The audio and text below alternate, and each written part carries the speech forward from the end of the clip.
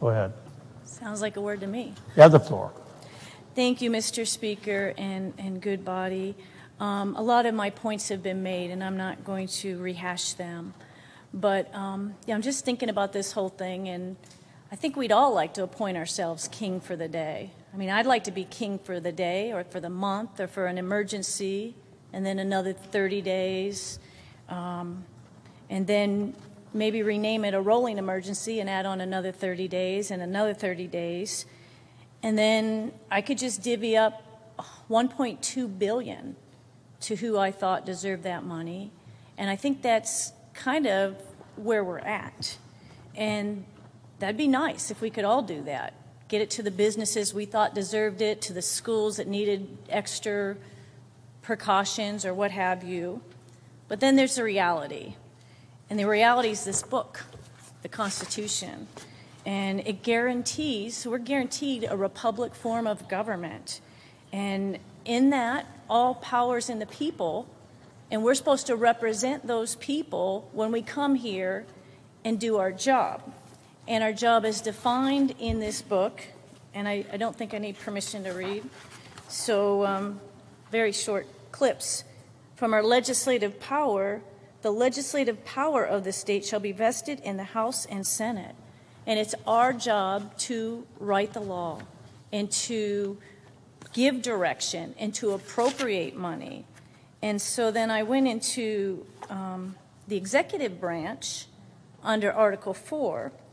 And besides being chief and commander of the military forces of the state, it says the executive branch, the supreme executive power of the state is vested in the governor, who shall see that those laws are faithfully executed.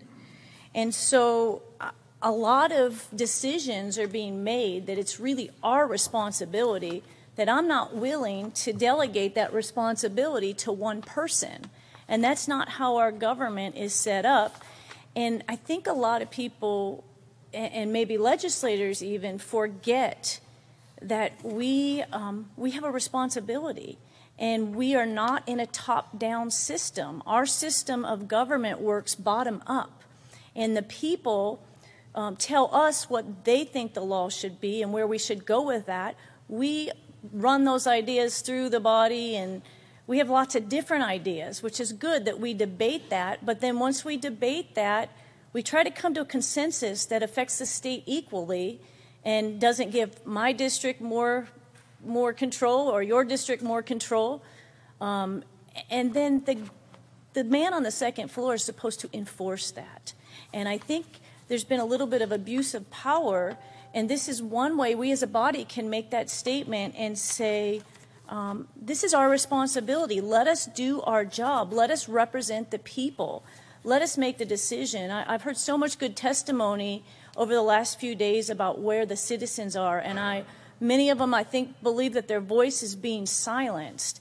And I think the one statement that stuck out, it is not my job to protect the citizens' health. It is my job to protect their rights and their liberties and their freedoms to make those choices. And I believe that this extension of the emergency over and over and over and rewriting of laws and statutes, it's time that we do our job and stop the overreach into our body and let the executive branch do their job and we do our job. And I think that's the government we owe to the citizens, and I think that's the government they're asking for. So thank you for your time.